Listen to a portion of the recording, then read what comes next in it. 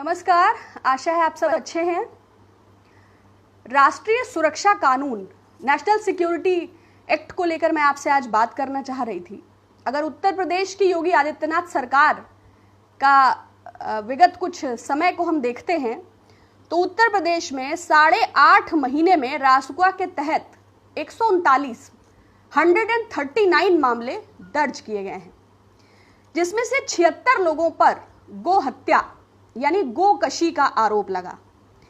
इसमें सबसे ज्यादा मामले बरेली जिले के हैं और 31 अगस्त तक बरेली पुलिस जोन में रासुका के तहत 44 मामले दर्ज किए गए और वहीं जघन्य अपराधों के लिए 37 लोगों पर और अन्य अपराधों के लिए 20 लोगों पर रासुका के तहत मामले दर्ज किए गए।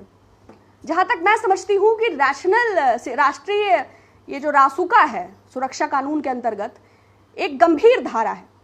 अगर इसका उपयोग सरकार गोकशी के लिए कर रही है, ठीक है, अगर कोई क्रिमिनल है तब तो ठीक है, लेकिन अगर जैसा कि सरकार का रिकॉर्ड है, जैसे कि सरकार की एनकाउंटर पॉलिसी है, ठोको नीति है, तो अगर इसको विरोधियों को परास्त करने के लिए, अल्पसंख्यक दलितों और विशेष समुदाय के लोगों को प्रताड़ित करने के लिए, जो दबे कुचले और मजलूम हैं उनका उत्पीड़न करने के लिए योगी आदित्यनाथ सरकार यदि इसका दुरुपयोग कर रही है, जो कि बहुत ही क्लियरली मेरे द्वारा दिए गए डेटा के आधार पर विजिबल है, तो ये बहुत ही निंदनीय तथ्य है।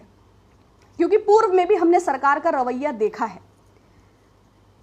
अगर हम सरकार की गायों को लेकर गंभीरता को देखें, हालांकि चूंकि राजनीति ही गौ रक्षा, गौमूत्र, गोबर पर आधारित है, सरकार तो प्रधानमंत्री जी मोर, बत्तख, देसी नस्ल के कुत्ते पर केंद्रित रहते हैं। उत्तर प्रदेश के मुख्यमंत्री लव जिहाद गौरक्षा से बाहर ही नहीं आ पाते हैं, तो ये सरकार का एजेंडा है, इसमें कोई संशय नहीं। किंतु उत्तर प्रदेश सरकार की योजना थी सहभागिता करके, जिसमें वो गौशाला को बढ़ावा दे रहे थे 4500 रुपए प्रति माह 5 गायों के पालन पर, मतलब कि 900 रुपए प्रति गाय, मतलब कि 30 रुपए प्रतिदिन। ऐसी कौन सी गाय है और ऐसी कौन सी गौशाला है जो 30 रुपए में एक दिन का भोजन, अगर आप में से किसी को पता हो कि भूसा क्या रुपए किलो है तो जरा बताइएगा, वरसीम देने की जरूरत नहीं है। आप अपनी राय इस पर जरूर लिखें कि रासुका के उपयोग और दुरुपयोग को लेकर और ये जो मामले दर्ज हुए हैं गौकशी पर, जिनमें रासुका लगाया गया है। आप डॉक्टर कफील का ताजा मसला लें, ठीक है, उन पर रासुका लगा, मैं उस पर कुछ नहीं कहूंगी, किंतु वही कंपनी जिसमें 1049 बच्चे बीएलआरडी अस्पताल में ऑक्सीजन की कमी से ईश्वर के पास चले गए, उनके पेरेंट्स का दर्द समझना चाहिए, लेकिन उसी ऑक्सीजन कंपनी को, ब्लैकलिस्टेड कंपनी को दुबारा ऑक्सीजन सप्लाई का ठेका मिलता है, तो ये भी तो गलत है। अगर बीएमसी की कार्यवाही कंगना रनौत पर होती है और पूरा देश कहता है गलत है, लेकिन विकास दुबे के घर पर बदले की भावना से खिसियाहट की उत्तर प्रदेश सरकार बुलडोजर चला देती है। अब विकास दुबे नहीं है, मुझे नहीं पता उसके बीवी बच्चे कहां रह रहे हैं, तो ये कार्यवाही क्या जायज है? कंगना रनौत भारत की बेटी हैं, गृह मंत्री ने उनके वचनों का मान रखा, लेकिन उन्नाव पीड़िता भी सीरिया की बेटी नहीं थी। जब माननीय मुख्यमंत्री जी सेंगर का बचाव कर रहे थे और ट्रक चढ़ा दिया था माखी कांड में उन्नाव पीड़िता के ऊपर, तो वो भी तो भारत की बेटी थी।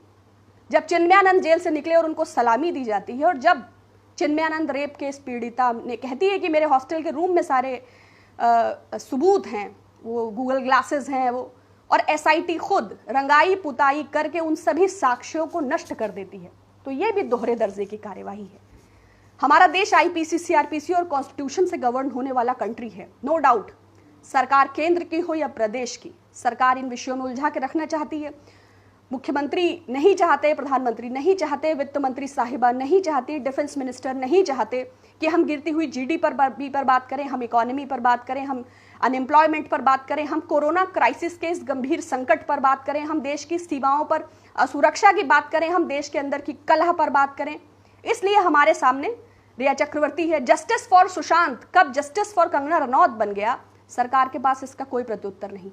और लगातार घटनाएं, दुर्घटनाएं हमारे इर्द गिर्द के समाज में बढ़ती चली जा रही हैं और सरकार अब आईआरसीटीसी में भी 20% की हिस्सेदारी के लिए प्राइवेट हो गया है। परेश रावल साहब नेशनल स्कूल ऑफ ड्रामा के अध्यक्ष नियुक्त हो गए हैं। एक्सीडेंटल प्राइम मिनिस्टर का रोल करने वाले अनुपम खेर साहब पहले से ही प्रिय थे। और फकीरी जिनको दिखी थी प्रसून जोशी साहब, प्रसार भारती, उनको पहले ही दिया गया था। तो देश पर तो कब्जा है ही। कम से कम जब तक विवेक जागृत है तब तक तो अपने कानूनों को बचाने का प्रयास करिए। कमेंट बॉक्स में जरूर लिखें रासुका के उपयोग और दुरुपयोग को लेकर। होगा तो वही जो सरकार कर रही है, लेकिन हम मुखर हैं और हमें अपनी बात को जरूर प्रकट करना चाहिए। बहुत शुक्रिया, पुनः बात होगी।